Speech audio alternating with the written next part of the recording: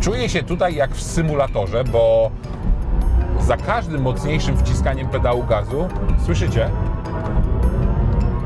I sprytny jest jeszcze jeden zabieg.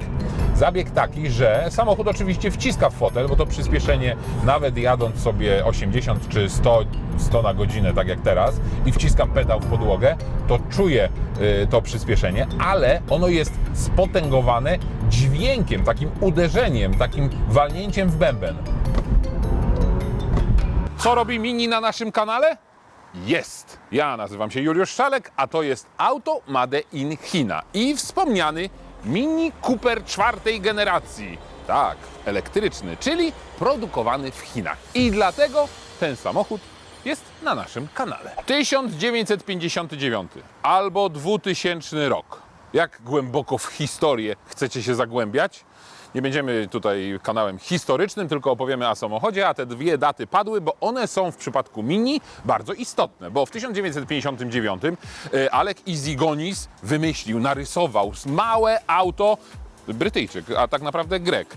Małe auto, które miało zrewolucjonizować brytyjską i światową motoryzację. I tak się stało, bo samochód mimo kompaktowych rozmiarów był w środku bardzo przestronny. W 2000 roku Mini popadło w kłopoty finansowe, a tak naprawdę zbankrutowało i grupa BMW kupiła brytyjską markę. Czy marka Mini stała się niemiecką? No tak, bo nad nowym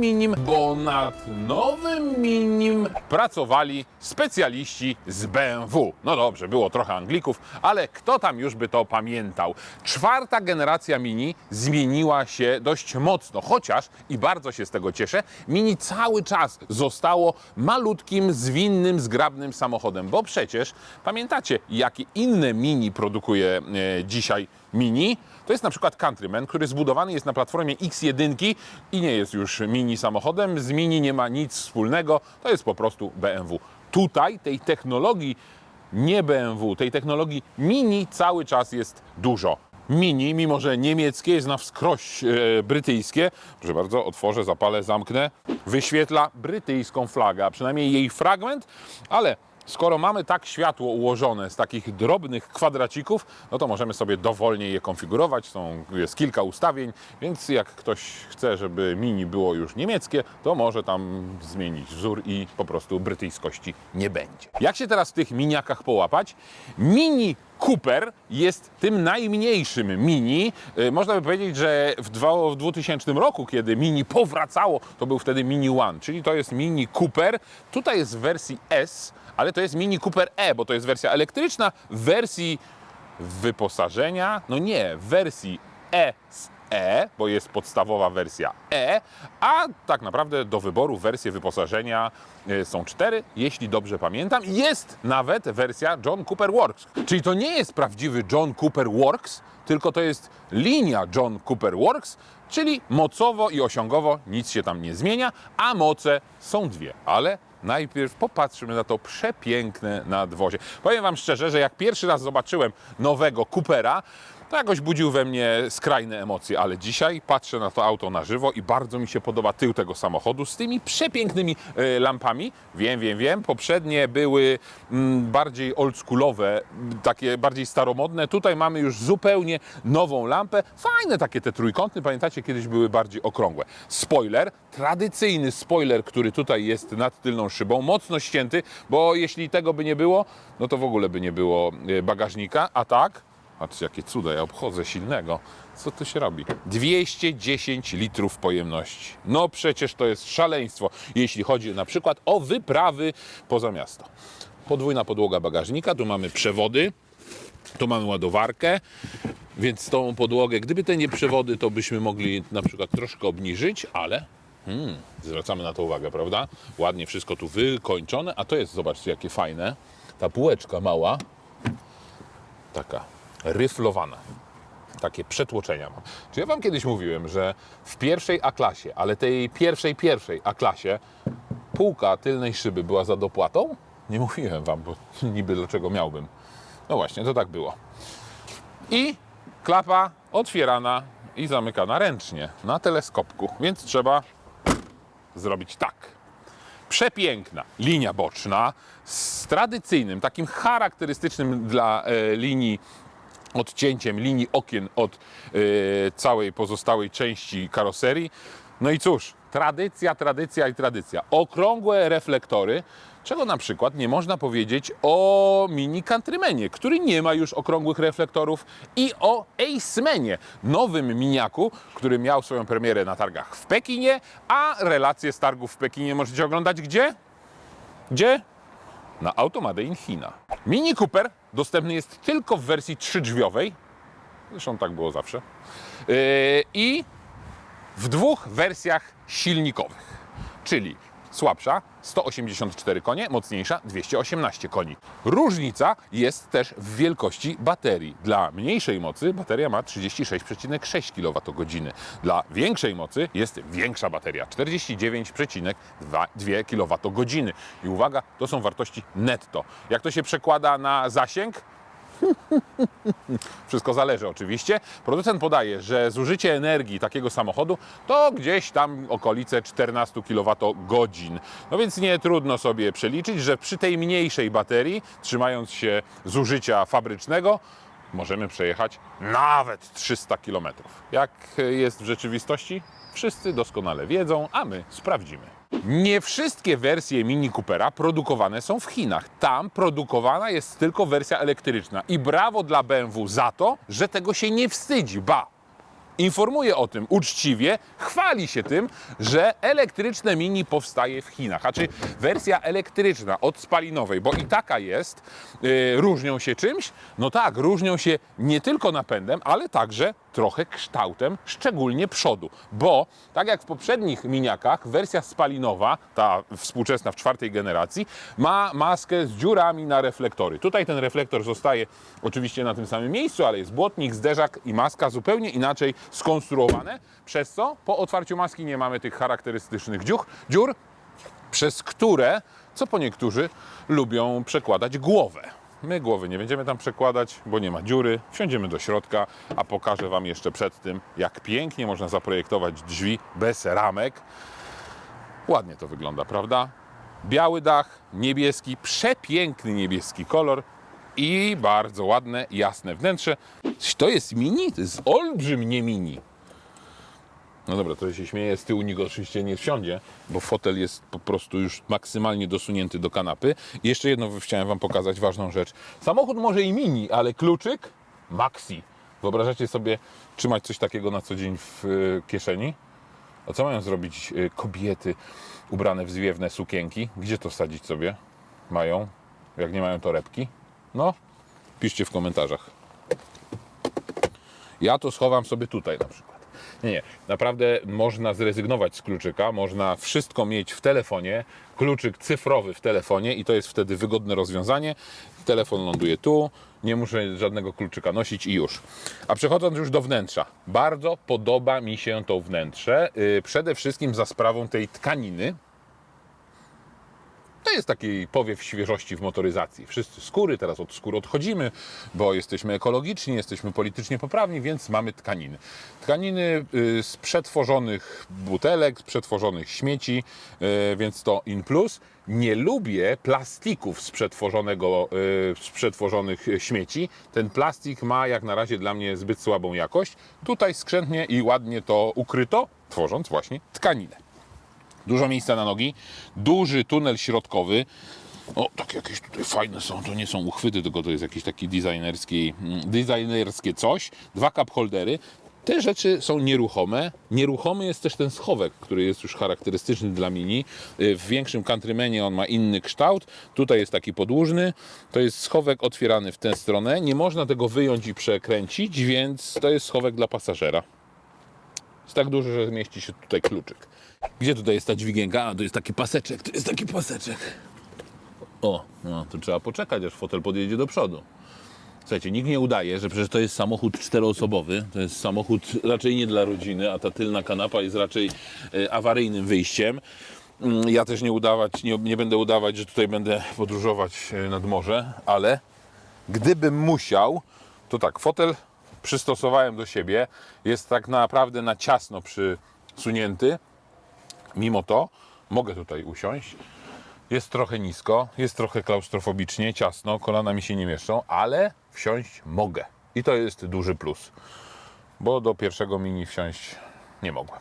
Pierwsze Mini nie, to drugie Mini, czyli nie to z 59, tylko to z 2000, za czasów BMW, było malutkim samochodem. Miało 3 metry 60 kilka centymetrów, a rozstaw osi to było niecałe 2,50, 2,40 kilka centymetrów. To Mini względem tego pierwszego urosło, no przez 4 generacje rosło, ale zaskakujące jest, że to Mini bardzo mocno tutaj wjeżdża deską rozdzielczą do kabiny. Zresztą tak było także w przypadku poprzedniej, trzeciej generacji. Więc mam wrażenie, że gdyby tylko udało się nieco tutaj odchudzić tę deskę, to miejsca byłoby zdecydowanie więcej. Nie chcę powiedzieć, że go nie ma. No jeśli wymyślimy sobie, że Mini ma służyć tylko dla kierowcy i pasażera, a te fotele z tyłu to są w zasadzie fotele awaryjne, no to miejsca mam tutaj naprawdę bardzo dużo. Bo mogę nawet, zobaczcie, odsunąć fotel maksymalnie, żebyście zobaczyli, że ja praktycznie siedzę, no praktycznie z wyprostowanymi nogami. Tak jechać bym nie mógł, więc muszę się przysunąć i to mimo mojego wzrostu 198 cm. Mam też wrażenie, że Mini elektryczne od miniaka spalinowego różni się też pochyleniem przedniej szyby. Wszystko po to, żeby być może obniżyć współczynnik oporu powietrza, no bo przecież w przypadku samochodów elektrycznych to jest kluczowy parametr. Takie mam wrażenie. Czy tak jest naprawdę? Sprawdzę to, jak będę miał do dyspozycji wersję spalinową.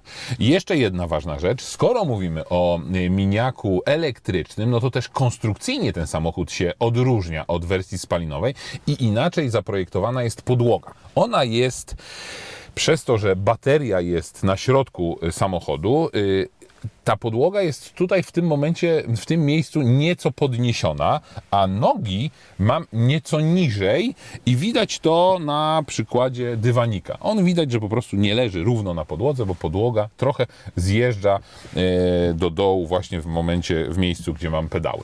Tyle z takich wrażeń konstrukcyjnych, bym powiedział. Ale tak, przede wszystkim bardzo fajnie, że siedzi się w tym samochodzie nisko.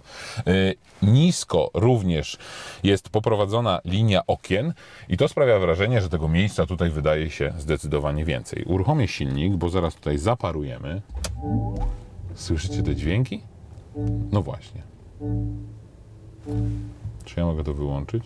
Tak, mogę. Centralnym punktem całego miniaka na desce rozdzielczej jest oczywiście olbrzymi ekran. Ten ekran 20 kilka centymetrów średnicy. W calach to jest 9 cali, ale to tak naprawdę jest wielki naleśnik. Świetna grafika i świetna jakość wyświetlania, bo to jest technologia OLED, czyli tak jak mamy w zdecydowanej pewnie większości telewizory w domach. Więc wyobrażacie sobie, jaka jest jakość? Świetna. I właśnie dlatego pewnie inżynierowie postanowili to wykorzystać, robiąc tak rozbudowaną grafikę. Tylko mam pewien kłopot, bo tego menu trzeba się nauczyć. Po prostu trzeba wiedzieć, gdzie kliknąć, żeby wywołać jakąś funkcję, bo to nie jest wcale proste. Na przykład klikając na pasek obrotomierza wyświetla mi się prędkościomierz bardziej tradycyjny, no i oczywiście użycie energii. Klikając na przykład na baterię, no, wyświetla mi się to samo. Klikając tutaj na pasy, mam grafikę niezapiętych pasów, na których fotelach nie ma zapiętych pasów. Ta czerwona kropka tutaj to jest silny. Ta czerwona kropka to ja.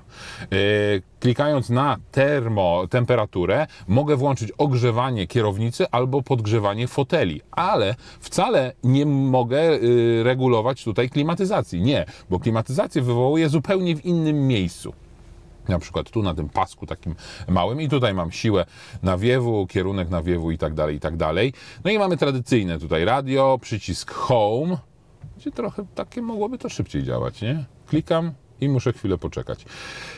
Cały widok wszystkich ikon i aplikacji, wszystkiego, co można tutaj sobie ustawić. Naprawdę jest tych ustawień całe mnóstwo, od odświetleń, od Wi-Fi, od jakichś funkcji wideo, które tutaj są. Co to jest w ogóle to wideo?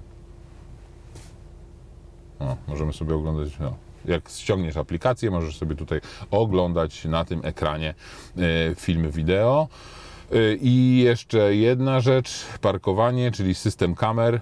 Tak, wielokrotnie mówię, że w niektórych chińskich samochodach, wezmę sobie tylko, sięgnę pamięcią, na przykład w takim Fortingu produkcji koncernu Dongfeng, mówiłem, że ta jakość kamer jest całkiem niezła. No tak, tylko w momencie, kiedy... podglądamy. Tylko w momencie, kiedy porównujemy tu później bezpośrednio do na przykład takiego Mini, no to widzimy, że tutaj ta jakość jest jeszcze lepsza. No tutaj dodatkowo możemy sobie wybierać widok kamery, z której strony chcemy, ale w takim Dongfengu Fortingu na przykład animacja tego samochodu wygląda praktycznie dokładnie tak samo. Więc tych różnic nie ma aż tak wielu. Zobaczcie, jedną ważną, fajną funkcję chciałem Wam pokazać. W trybie parkowania, gdzie mamy kamerę i mamy ten widok z boku, czyli samochodu jakby z góry, mamy zaznaczone, w którym momencie będą drzwi, jeśli je otworzymy. Czyli jest narzucona taka grafika i to świetnie obrazuje sytuację, gdy samochód mamy obok i widzimy, czy jesteśmy w stanie otworzyć drzwi, czy nie. W momencie, kiedy otwieram drzwi, to tutaj widać dokładnie. Widzicie? Teraz otworzyłem całe drzwi, no chociaż to nie jest takie precyzyjne, bo nie pokazuje na bieżąco, jak mam otwarte te drzwi, tylko po prostu sygnalizuje, że drzwi mam otwarte. No i teraz zobaczcie, test jednak prawdę ci powie. Zamknąłem drzwi, ruszyłem do przodu, żeby zobaczyć, czy jeśli podjadę blisko do ściany, będę mógł drzwi otworzyć. No tylko jak mam włączony bieg do przodu, to niestety ginie ten ekran akurat otwartych drzwi. Wcisnę przycisk parkowania, no i teraz mi się wyświetliło. No i co z tego? Widzę, że drzwi nie otworzę. No to widzę, że drzwi nie otworzę. No więc tak naprawdę funkcjonalność tego jest średnia. Fajny gadżet, tylko niefunkcjonalny. Wracam do tego, jak zaprojektowane jest to wnętrze. Mamy ten duży wyświetlacz. Czy już skończyłem rozmawiać i opowiadać, jak on tutaj jest? Nie, bo naprawdę można by było spędzić tutaj długie godziny opowiadając o wszystkim, na przykład o aplikacji pogodowej. To wszystko tutaj jest, bo przecież samochód jest połączony z internetem. Możemy ustawiać oświetlenie, możemy korzystać z mediów i tak dalej, i tak dalej. Let's celebrate. Tak, zabawmy się. Nie no, żenujące to jest. Serio? To nie jest radio. To jest aplikacja Let's Celebrate.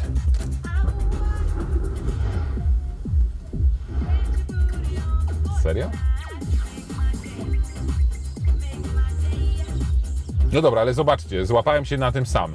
Włączyłem, uruchomiłem to coś, śmieję się z tego, ale siedzę i to oglądam, nie? Wariactwo. No to jest po prostu reklamówka. No świetnie, naprawdę trzeba było stworzyć aplikację, zapełnić nią przestrzeń tutaj. No naprawdę, tak. Kamera wewnątrz pojazdu. Rzecz, którą uwielbiają Chińczycy. Tak, to ja. Tutaj jest ta kamera, mogę sobie zrobić zdjęcie, mogę sobie co zrobić? Uśmiechnij się, aby zrobić zdjęcie, czyli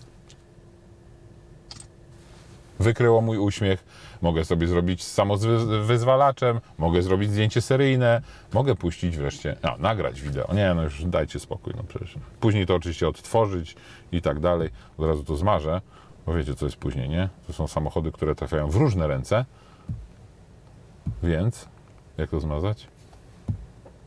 Anuluj wybór, usuń wybrane. Proszę bardzo, usuń, tak, usuń wszystko. Super. Dobrze, z innych przydatnych funkcji mamy horyzont zasięgu i to jest w przypadku samochodu elektrycznego bardzo przydatna rzecz. Nie tylko widzimy zasięg, który wyświetla się 285 km, ale mamy też ten horyzont gdzieś wyznaczony, no tutaj w formie graficznej. Wolałbym, żeby to było na mapie i niektóre marki mają w taki sposób właśnie, że pokazują, w jaki obszar mogę się wypuścić i gdzie mi się ten zasięg skończy. Tutaj jest po prostu horyzont tak namalowany dość normalnie i bez sensu. Asystent. Asystentów jest tu całe mnóstwo. W zasadzie pełen pakiet, bo to BMW, nie ma o czym gadać. Wszystko jest, łącznie z aktywnymi tempomatami i tak dalej, i tak dalej. Gry, konsole. Poczekajcie, to będzie śmieszne, na pewno. Dobra, zaakceptowałem warunki. Mam grę. I teraz tak, żeby zagrać w tę grę, to nie jest tak, że tutaj coś tam, nie? Mogę przyciskać, tylko tak. Muszę zrobić zdjęcie tego QR-kodu. Otwieram to. W magiczny sposób mój telefon staje się padem do gry. Tak, join. I teraz za pomocą mojego telefonu steruję funkcjami gry. Wybieram sobie gry. O, Beetle. Tak, jedźmy. Tylko jak tu wybieram? Cofnąłem się. Dobra. No ale, nie, jest. Tu, ładuję. Dobra, wybrałem, jestem panią kapitan. Tak, single player. Widzicie, co tu się dzieje w ogóle? Ja tracę czas na to po prostu. Jestem w samochodzie, mam jechać na zakupy. Ładowania. Co podczas ładowania? Po prostu tracę czas. Dobra, jeden shot, jedna próba. To jest niewiarygodne. Jaki człowiek to jest takie urządzenie po prostu beznadziejne, że korzysta z tego. Dobra, no tu zrobiłem tak. Wow, bo to jest statki. Dobra, wybrałem. Dobra, i co? Walka! Bitwa! Dobra, no dajcie spokój. No przecież nie po to jest samochód, żeby takie rzeczy robić, nie? No. Więc są gry, więc można wideo. Jest też asystent osobisty. Język systemu akurat jest po polsku, więc jeszcze nie ma w języku polskim, więc musiałbym zmienić język na angielski i tak dalej, ale jest angielski, czeski, duński, tak? No, dobra, angielski. Nie będę, słuchajcie. No jest asystent głosowy, no można na pewno powiedzieć opowiedz dowcip i samochód opowie dowcip. Jaki powie? Miasto, w którym można podziwiać samochody. Karpacz, no śmieszne naprawdę bardzo. Dobrze.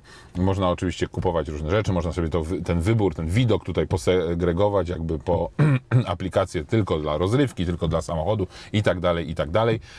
No więc to jest bardzo skomplikowane menu, trzeba się go nauczyć. Dla młodych na pewno będzie super, bardzo fajne, bo można tutaj oglądać te wszystkie reklamówki i tak dalej, a mnie interesuje tylko przycisk Experiences, czyli ten panel tutaj poniżej tego ekranu wcale nie jest panelem do obsługi klimatyzacji, chociaż mamy tutaj możliwość włączenia tylko nawiewu szyby i ogrzewania tylnej szyby. Nie, musimy tu klikać, żeby zmniejszyć temperaturę i tak dalej. Tutaj mamy przycisk Start-Stop, a tak naprawdę pokrętło Start-Stop, bo to jest taki niby staromodny przełącznik.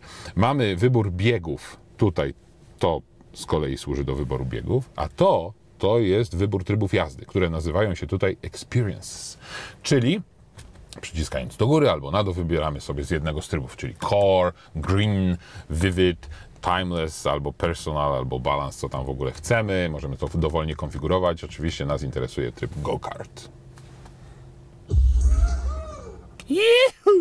Chyba mnie nagrali tam.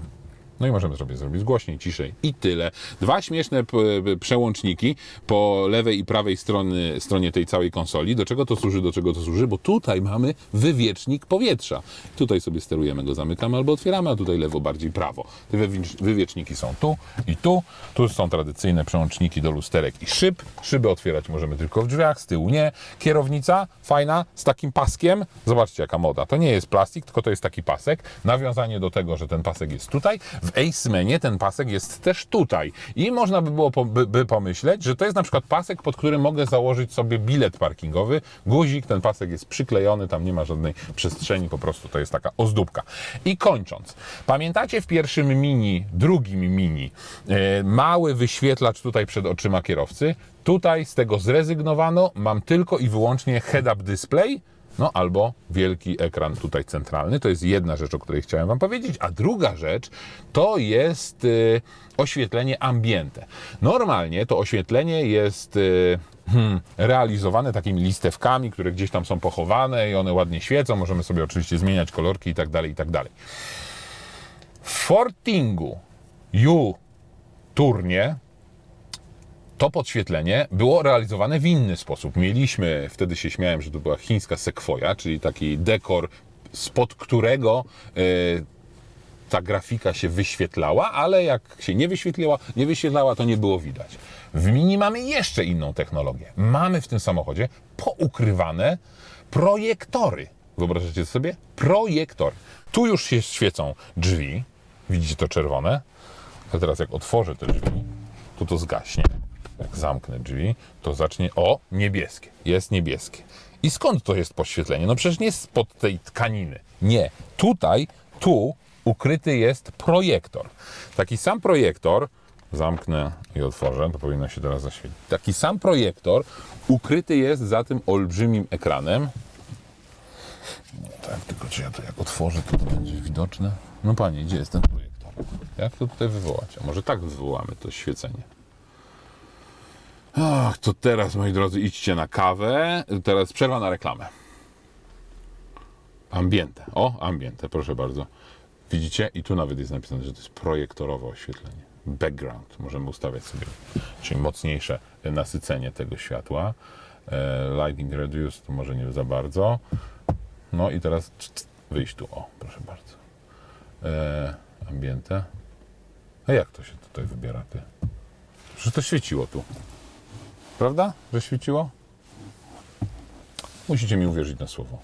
Tutaj jest oświetlenie. Rzucany jest projektor stąd i tu się ładnie świeci. O, a my mamy takie projektory. Let's go, let's go, let's go! Nawet jazda na dziurawych drogach tym samochodem może być przyjemna, bo kupując sobie Mini, przecież kupujemy tak naprawdę go-kartowe wrażenie z jazdy. Ten samochód stworzony jest do takiego, no nie chcę powiedzieć do sportowej jazdy, ale do takiej dynamicznej jazdy, a z pewnością ma gwarantować takie odczucia jazdy, jakbyśmy jechali nie wiadomo jakim Ferrari tudzież Lamborghini. A dodatkowo poczucie tej dynamiki zmieniają tryby jazdy. Chociaż tam nie tylko o dynamikę chodzi, bo na przykład tryb Core to jest taki klasyczny tryb jazdy Mini, który ma jeszcze bardziej podkreślić właśnie te wszystkie walory. Tryb Green to jest... Green miało być. O, Green. Czyli tutaj nie wydobywają się z samochodu żadne dźwięki, bo wiadomo, że w przypadku go-kart te efekty przyspieszania są generowane cyfrowo i płyną tak naprawdę z głośników, a nie z silnika ani z napędu. O, ciekawe. Przełączyłem w tryb Green i mam zwiększony zasięg o 0,7 km. Dzięki? No właśnie, trochę obniżonej mocy, czy inaczej ustawionej mocy, no i odzyskiwaniu energii. Łopatek tutaj nie ma, szkoda. Wiecie, co się teraz stało? Stoję sobie na światłach, bawię się tymi wszystkimi ustawieniami, włączyłem kamerę 360 i opcję automatycznego parkowania. I co się stało? Wystarczy, że tylko przycisnąłem ten przycisk raz na ekranie i tak, włączył się kierunkowskaz, przełączył się bieg i już samochód chciał parkować. Uważajcie, jak to robicie w miejscach nieprzeznaczonych do parkowania. Samochody stają się, przynajmniej próbują, być coraz bardziej inteligentne od kierowców. Czasami nie wychodzi to na dobre. Dobra, ale mówimy o tej go-kartowej przyjemności z jazdy, bo to jest istota Mini. Chociaż jak powiedziałem, John Cooper Works tutaj w przypadku elektrycznego Mini nie jest wersją najmocniejszą, jest tak samo mocną wersją, czy o takiej samej mocy, jest jedynie linią wyposażenia. Ale nawet w tej wersji Green, czyli takiej najbardziej łagodnej, jazda tym samochodem jest dość go-kartowa. Zmieńmy sobie na przykład na właśnie tą Core, czyli taką tradycyjną, klasyczną, połączoną z nowoczesnością. I co? Denerwują mnie te dźwięki. Przełączasz coś i nagle coś tutaj zaczyna bzdryczeć. Denerwuje mnie też ta grafika. Ona po prostu odbiera skupienie z drogi i przenosi je na ekran. Niepotrzebne to jest moim zdaniem, ale cały czas ta jazda jest przyjemna. Mam wrażenie, mam poczucie, że chciałbym jechać szybciej. To też bywa niebezpieczne. No tak, w przypadku trybu jazdy Green jest cisza na pokładzie, w przypadku trybu Core już taki delikatny dźwięk, imitacja, no nie jest to dźwięk silnika, ale imitacja jakiegoś dźwięku wydobywającego się z tych głośników jest. Moc silnika, powiedzmy jeszcze raz, 184 konie w wersji podstawowej, w wersji E i 218 w wersji SE. Różnica nieduża, ale biorąc pod uwagę wszystkie te niuanse, przekłada się to na przyspieszenie 6,7 w tej mocniejszej wersji, albo 7,3 dla tej wersji słabszej. I teraz zobaczcie, co się dzieje. Mówię o tej go-kartowej przyjemności z jazdy. Nawet w trybie Core jadę tym samochodem i czuję, że jadę po nierównej drodze. I to jest niesamowite. To nie jest wina zawieszenia, że ono źle tłumi nierówności. Nie. Teraz wjechałem na bardzo równy asfalt i jest równo. Ale dzięki temu, że ten rozstaw osi nie jest za duży i środek ciężkości jest nisko umieszczony, ja czuję wszystko, co się z tym samochodem dzieje, czuję każdą nierówność. Oczywiście w normalnej, codziennej jeździe nie jest to szczególnie przyjemne i może oczekiwałbym nieco bardziej komfortowego zawieszenia. Sprawdźmy, jak to się będzie przekładało na tryb, na przykład Green. Tak, niech będzie to taki Personal, to nie, bo nie jest... No dobra, niech będzie Timeless, czyli wybór tutaj, bo tak naprawdę czym innym są tryby jazdy jako takie zmieniające na przykład przepustnicę, na przykład układ wspomagania, a czym innym jest wygląd tego ekranu, więc wezmę sobie właśnie ten tryb Core, który ma być taki, no nazwijmy to bardziej neutralny i na tej drodze czuję nierówności asfaltu i czuję się, jakbym jechał faktycznie go-kartem. Nisko siedząc nad asfaltem, czując każdy centymetr drogi i nawet jak mnie samochody wyprzedzają, mam wrażenie, że one są zdecydowanie bardziej napompowane, wyżej zawieszone, a ja jadę takim małym, sprytnym, zwinnym samochodem i to jest istota Mini. To jest to, czego na przykład brakuje mi w Mini Countrymanie, który powstał na platformie X1. Tutaj też czuję, że to menu jest dokładnie takie samo. Filozofia tego menu jest dokładnie taka sama i niektóre funkcje mimo zmienionej tej grafiki są takie same. No, mistrzostwem świata jest na przykład ten podnośnik, żeby sprawdzić sobie kiedy muszę jechać do serwisu, no to mam oczywiście graficzkę miniaka na podnośniku. Koniec o tym systemie. Czy można to wyłączyć? Halo, czy można to wyłączyć? No właśnie, nie można. Bezpośrednie przełożenie układu kierowniczego, duży plus.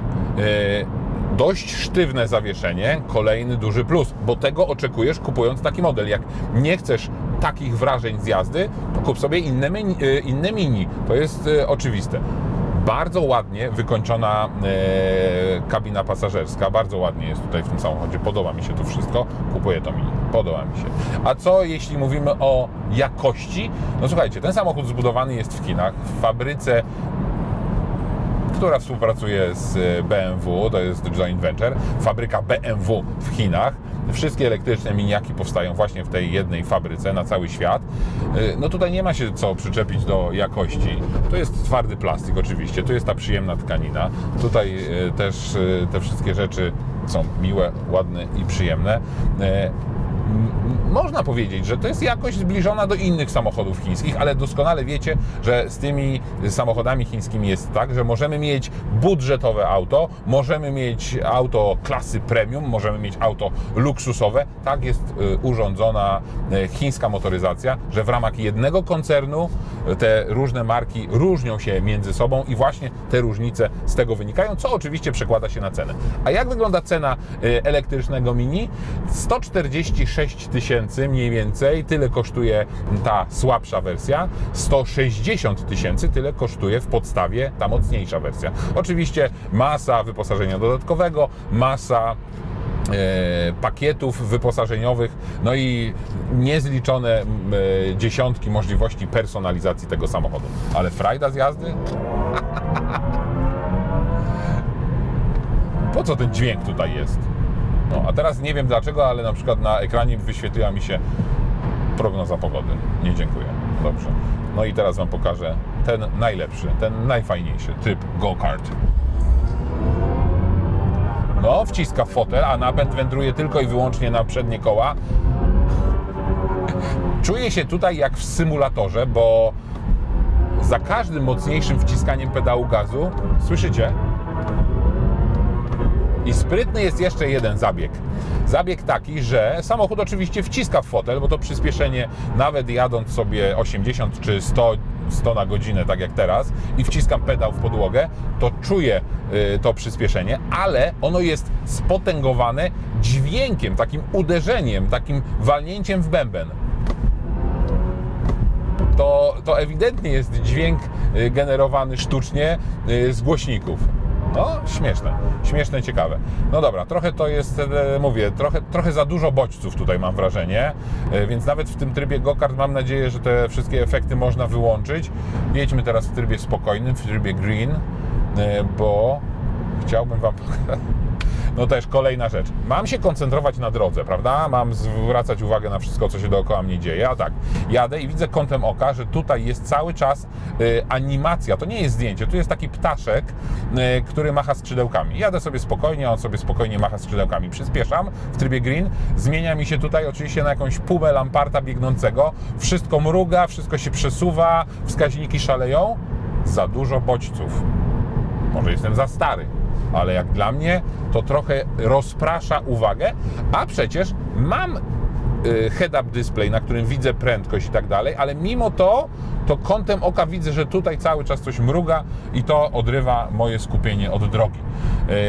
Na szczęście można ten ekran wyłączyć, bo nie wyobrażam sobie jazdy w nocy w takim trybie, gdzie tutaj właśnie te animacje są tak rozbudowane. Co do samej przyjemności z jazdy, naprawdę jest na najwyższym poziomie.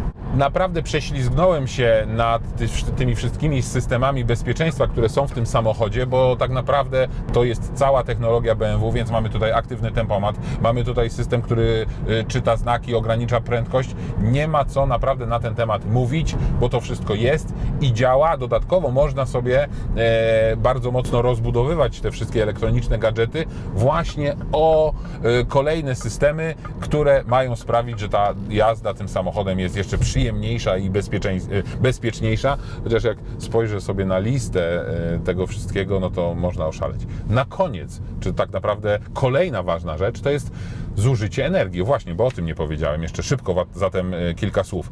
18,6 kWh na 100 km to jest moja średnia z jazdy tym samochodem, czyli producent podaje, że to jest 14,1, 14,6. Tutaj jest 18,6. Jeśli mamy tutaj do dyspozycji 46 kWh baterii, no to możecie sobie przeliczyć, jaki jest realny zasięg, czyli te powyżej 400 km jest trudne do osiągnięcia. Cóż, jeśli będziemy jeździć spokojniej, być może tak, zimą być może nie, ale myślę, że jak na miejskie auto, bo tym samochodem nikt tak naprawdę przecież w długą trasę się nie będzie wybierać, to jest zasięg wystarczający.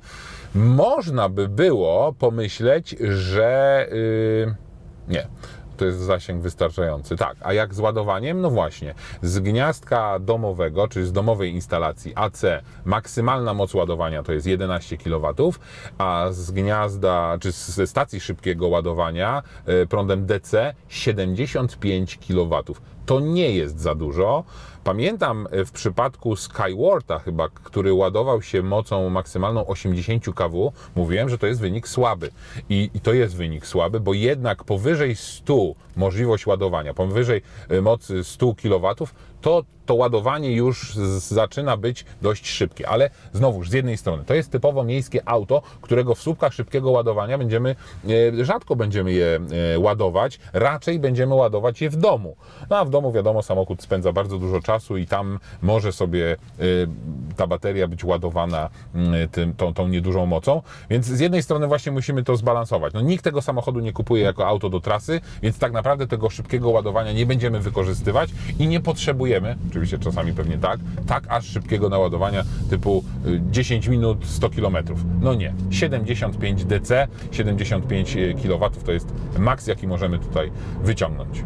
Reasumując, Mini, bardzo się cieszę, że Mini Cooper został takim małym, zgrabnym samochodem, który daje to, co w Mini zawsze było najważniejsze, czyli ta przyjemność z jazdy. Tak, bagażnik nie jest za duży, miejsca z tyłu nie ma, te animacje przeszkadzają, ale biorąc pod uwagę przyjemność z jazdy, to jest nieziemski samochód.